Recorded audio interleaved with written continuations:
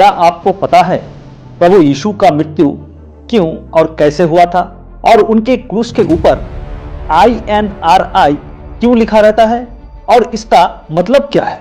अगर आप यीशु मसीह के क्रूस को ध्यान दिया होगा तो क्रूस के ऊपर INRI ये शब्द लिखा हुआ जरूर देखे होंगे। ये शब्द क्रूस के ऊपर सिर के पास लिखा हुआ रहता है। पर क्या आपने कभी ये जानने की कोशिश की है कि INRI क्यों लिखा रहता है और इसका मतलब क्या है?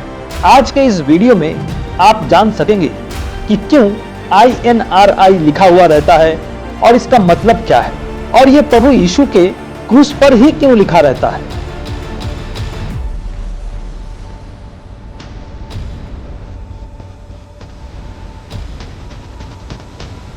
नमस्कार दोस्तों, ईसाइयों के पवित्र ग्रंथ बाइबल के अनुसार ईसा मसीह इस धरती पर आए थे मुक्तिदाता के रूप में, लोगों के बीच सत्य मार्ग और ईश्वर का वाणी प्रचार करने।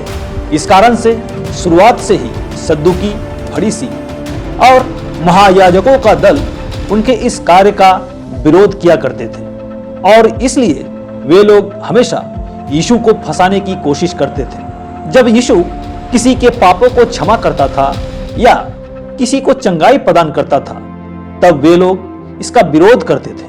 प्रभु यीशु किनके साथ उठते बैठते हैं, किन लोगों के साथ वे खाना खाते हैं, इस बात पर भी इन फरीसियों और सद्दुकियों का आपत्ति था।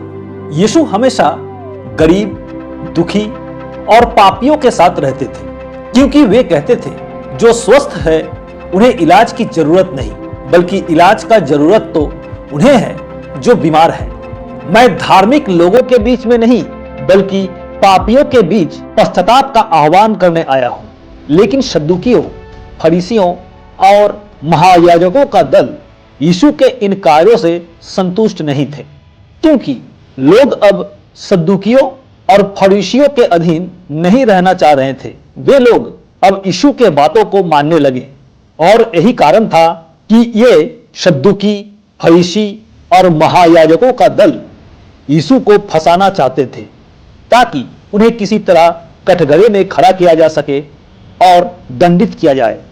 लेकिन उन्हें कोई मौका नहीं मिल रहा था कि वे लोग यीशु को दोषी ठहरा सके और इसलिए वे लोग रोमन शासक पिलातुस के पास यीशु के बारे में झूठे आरोप लगाते हुए ये मांग करते हैं कि यीशु अपने आप को यहूदियों का राजा होने का दावा करता है, इसलिए उसे मृत्युदंड दिया जाए।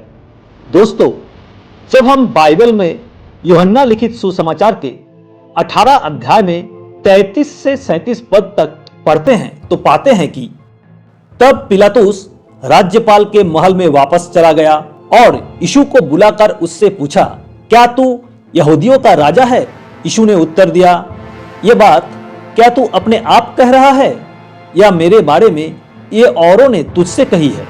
पिलातुस ने उत्तर दिया, क्या तू सोचता है कि मैं यहूदी हूं?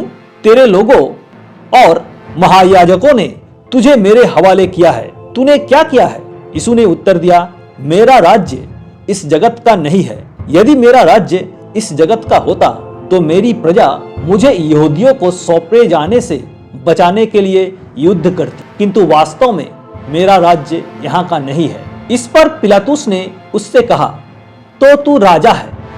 यीशु ने उत्तर दिया, तू कहता है कि मैं राजा हूं। मैं इसीलिए पैदा हुआ हूं और इसी प्रयोजन से मैं इस संसार में आया हूं कि सत्य की साक्षी दूं। हर वह व्यक्ति जो सत्य के पक्ष में है मेरा वचन सुनता है। इस वार्तालाप के बाद पिलातुस राजभवन से बाहर आते हैं और फरीसी, सद्दुकी और महायाजकों के सामने कहते हैं कि मैं उस व्यक्ति में ऐसा कोई अपराध नहीं देख पाया जिसे कि उसे दंडित किया जा सके। इस बात पर फरीसियों, सद्दुकियों और महायाजकों का दल जोर से चिल्लाकर कहते हैं, उसे क्रूस पर चढ़ाओ। तब पिलातुस उन्हें शांत करने के लिए यीशु को कोड़े मरवाते हैं। वहां खड़े सिपाही यीशु के सिर पर कांटों का ताज पहनाते हैं जिससे यीशु का पूरा शरीर लहूलुहान हो जाता है। और फिर पिलातुस यीशु को उन फरीसियों के सामने लाकर कहते हैं कि मैं अब भी इस व्यक्ति के अंदर कोई दोष नहीं देख पा रहा हूं कि इसे दंडित करूं। आप लोगों को यह बात समझनी चाहिए। इस पर वहां खड़े सद्दुकी, फरीसी और महायाजकों का दल बार बार कहने लगे, उसे क्रूस पर चढ़ाओ, उसे क्रूस पर चढ़ाओ। मजबूर होकर पिलातुस ने यीशु को क्रूस पर चढ़ाने का आदेश दिया और उन्हें फरीसियों, सद्दुकी और यहूदियों के हवाले कर दिया। यीशु को क्रूस पर चढ़ा दिया जाता है और उनके सिर के ऊपर दोष पत्र लिखकर टांग दिया जाता है। उस दोष पत्र पर जो लिखा हुआ था उसका हिंदी अनुवाद है, यीशु नासरी, यहूदियों का राजा। ये जो बातें दोष पत्र पर लिखी हुई थी वो 3 भाषाओं में लिखा गया था, इब्रानी, यूनानी और लैटिन। इब्रानी थी यहूदियों का भाषा, लैटिन था रोमन शासकों का भाषा और यूनानी था उस वक्त का विशेष बोलचाल की भाषा। यूहन्ना 19:19 में लिखा है, यीशु नासरी, यहूदियों का राजा।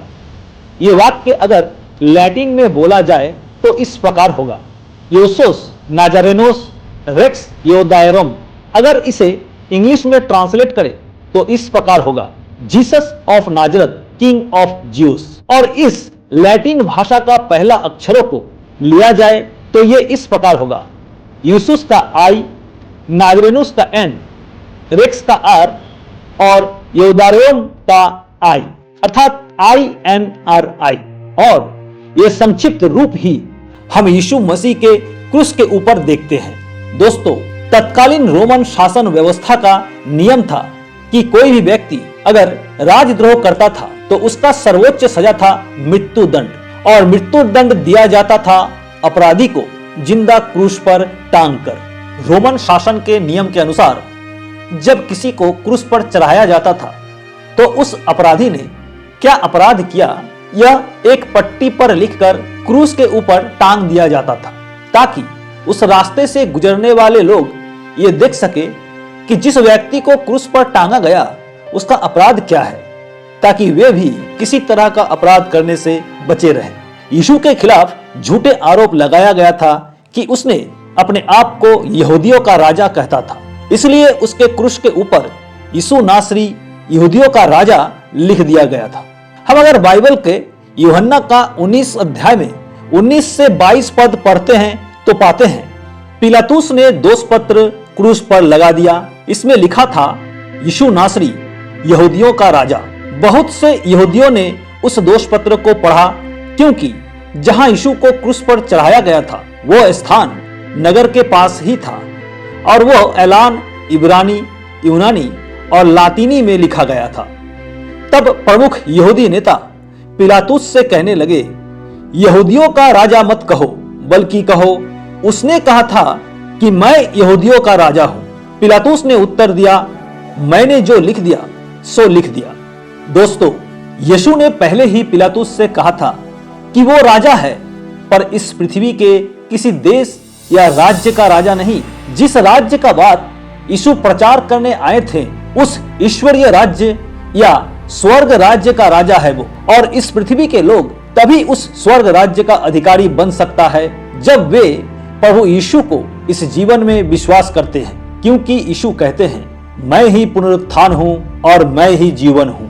वो जो मुझ में विश्वास करता है जिएगा, और हर वो जो जीवित है और मुझ में विश्वास रखता है कभी नहीं मरेगा। क्या तू ये विश्वास रखती है? तो दोस्तों, ये रहा प्रभु यीशु की मृत्यु का कारण और INRI का मीनिंग। वीडियो अगर अच्छा लगे तो लाइक, शेयर, कमेंट करें। चैनल में नए हैं तो चैनल को सब्सक्राइब भी करें। आज के लिए इतना ही, मिलते हैं अगले हफ्ते फिर एक नए वीडियो के साथ। तब तक के लिए स्वस्थ रहें, सुरक्षित रहें।